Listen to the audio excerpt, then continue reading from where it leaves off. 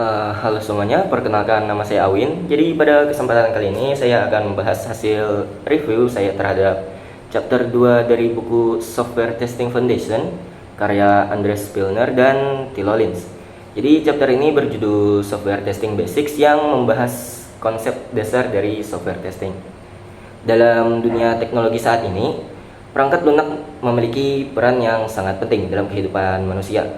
Banyak sistem yang kita gunakan sehari-hari bergantung pada perangkat lunak, seperti sistem transportasi, layanan kesehatan, perbankan, hingga perangkat elektronik yang ada di rumah kita.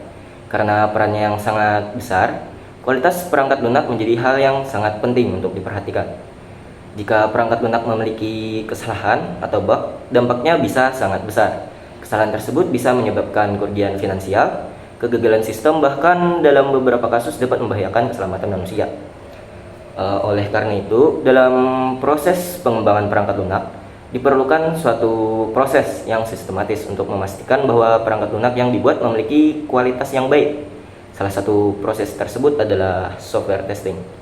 Jadi secara umum, software testing merupakan proses untuk mengevaluasi perangkat lunak dengan cara menjalankan program dan mengamati hasilnya untuk menemukan kesalahan atau defect pada sistem. Dengan melakukan testing, pengembang dapat memastikan bahwa perangkat lunak bekerja sesuai dengan spesifikasi yang telah ditentukan dan mampu berfungsi dengan baik dalam berbagai kondisi. Dalam chapter 2 buku ini, Pilner dan Lins menjelaskan berbagai konsep dasar yang menjadi fondasi dalam memahami software testing. Salah satu konsep yang dijelaskan adalah mengenai error, fault, dan failure. Jadi, error sendiri merupakan kesalahan yang dilakukan oleh manusia selama proses pengembangan perangkat lunak. Jadi, kesalahan ini bisa terjadi pada bagian tahap, misalnya saat menulis spesifikasi kebutuhan, saat merancang desain sistem, atau saat menulis kode program. Jadi, kesalahan manusia tersebut kemudian dapat menghasilkan fault, yang sering juga disebut sebagai bug atau defect. Fault merupakan kesalahan yang terdapat dalam kode program atau artefak perangkat lunak. Kesalahan manusia tersebut kemudian dapat menghasilkan fault yang dieksekusi dalam kondisi tertentu. Maka dapat menyebabkan failure, yaitu kondisi ketika sistem menghasilkan perilaku yang tidak sesuai dengan spesifikasi yang diharapkan. Hubungan antara error, fault, dan failure ini sangat penting untuk dipahami karena membantu kita memahami bagaimana kesalahan dalam perangkat lunak dapat muncul dan bagaimana kesalahan tersebut dapat dideteksi melalui proses testing. Nah, selanjutnya pada buku ini juga menjelaskan bahwa tujuan software testing tidak hanya sekedar menemukan kesalahan dalam sistem. Software testing ini juga memiliki beberapa tujuan penting. Ya, tujuan pertamanya adalah untuk mengidentifikasi defect dalam perangkat lunak. Jadi dengan menemukan kesalahan sebelum perangkat lunak digunakan oleh pengguna, pengembang dapat memperbaiki kesalahan tersebut sehingga kualitas sistem dapat ditingkatkan. Yang kedua adalah untuk memverifikasi implementasi sistem. Jadi dalam hal ini, testing memastikan bahwa sistem yang dikembangkan sudah sesuai dengan spesifikasi yang telah ditentukan. Lalu ada yang ketiga, jadi memberikan informasi mengenai kualitas perangkat lunak kepada stakeholder. Jadi hasil testing dapat digunakan oleh manajer proyek atau pemangku kepentingan untuk menentukan apakah perangkat lunak tersebut sudah siap untuk dirilis atau masih memerlukan perbaikan lebih lanjut. Selain itu juga testing bertujuan untuk mengurangi risiko kegagalan sistem ketika perangkat lunak digunakan dalam lingkungan nyata. Nah, kemudian dalam chapter ini juga dijelaskan berbagai komponen penting dalam proses testing yang disebut sebagai test artifacts. Jadi, salah satu komponen tersebut adalah test basis, yaitu dokumen yang digunakan sebagai dasar merancang pengujian, seperti spesifikasi kebutuhan dan desain sistem.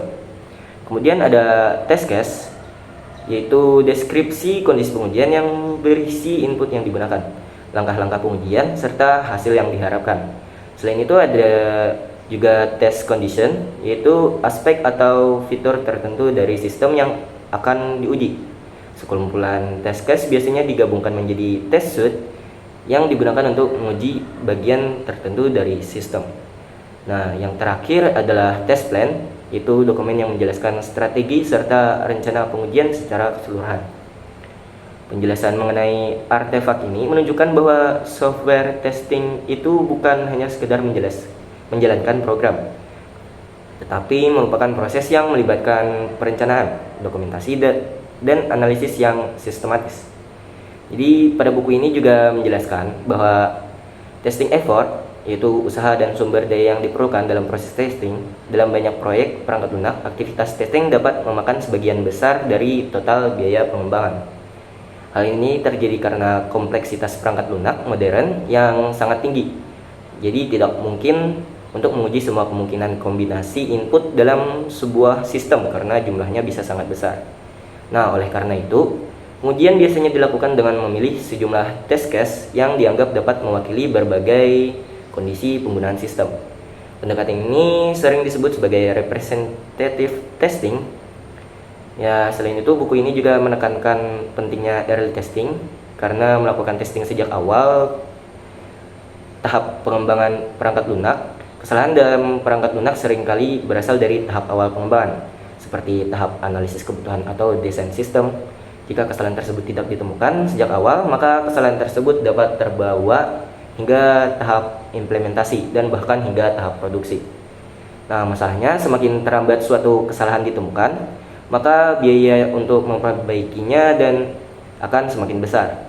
Oleh karena itu, melibatkan tester sejak tahap awal pengembangan dapat membantu menemukan kesalahan lebih cepat dan mengurangi biaya perbaikan. Salah satu bagian paling penting dalam chapter ini adalah pembahasan mengenai 7 prinsip dasar software testing, di mana prinsip pertama itu menyatakan bahwa testing hanya dapat menunjukkan keberadaan defek, tetapi tidak dapat membuktikan bahwa sistem sepenuhnya bebas dari kesalahan.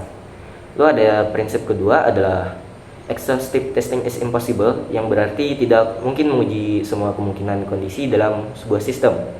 Selanjutnya ada prinsip ketiga adalah early testing save time and cost, yang menekankan pentingnya melakukan testing sejak tahap awal pengembangan. Lalu ada prinsip keempat yang menyatakan bahwa defects cluster together, yaitu sebagian besar kesalahan biasanya terkonsentrasi pada bagian tertentu dari sistem. Lalu ada prinsip kelima adalah pesticide paradox, yang berarti test case yang sama jika digunakan terus-menerus akan menjadi kurang efektif dalam menemukan kesalahan baru. Lalu ada prinsip keenam adalah testing is context dependent, yang berarti strategi testing harus disesuaikan dengan jenis sistem yang diuji. Lalu ada prinsip terakhir adalah absence of errors is fallacy, yang berarti perangkat lunak yang tidak memiliki kesalahan belum tentu merupakan perangkat lunak yang berkualitas jika tidak memenuhi kebutuhan pengguna. Selain mereview buku ini, saya juga membandingkannya dengan buku lain yang berjudul Introduction to Software Testing karya Paul Ammann dan Jeff Offutt.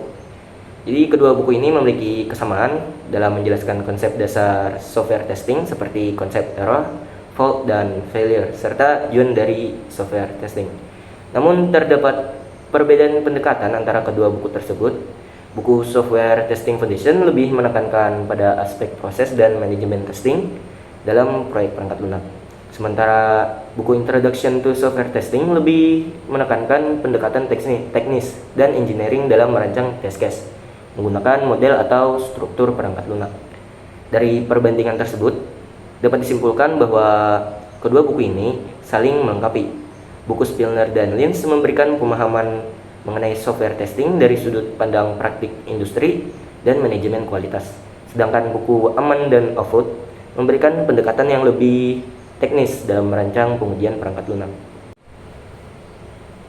Jadi melalui pembahasan dalam chapter 2 buku Software Testing Foundation ini, kita dapat memahami berbagai konsep dasar software testing yang menjadi fondasi penting dalam berbagai bidang rekayasa perangkat lunak.